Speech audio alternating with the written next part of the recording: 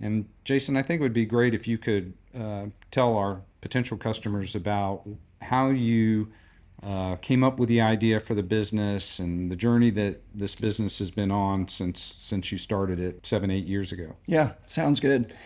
Yeah, so I grew up as a boater.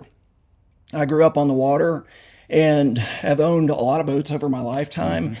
And through those experiences, have just realized how inefficient boats are. Right? I mean, both from a fuel perspective, from a range perspective, from a ride perspective. There a lot of times, especially on rougher water days, windier days, you just get beat up out there. Yeah.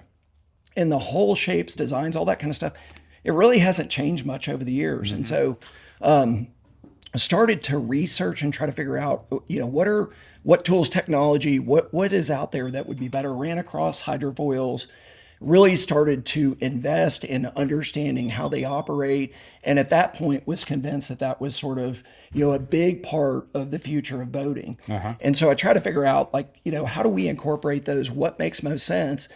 So I started looking at pontoon boats and quickly realized, based upon the size of the market and some of the challenges that pontoon and tritoon boats have, adding hydrofoils to that boat style, it just made sense, right? Mm-hmm. These boats, they plow through the water. A lot of customers are frustrated with the speed that they get, how much gas they burn, because you end up basically running the boat in a lot of cases full throttle all the time. Right. You're just trying to get point A to B, and you're wide open throttle the whole time. So you're just pouring gas into it. You're getting beat up, water splashing, and so I was just convinced that that was the way to go. And so got the product patented.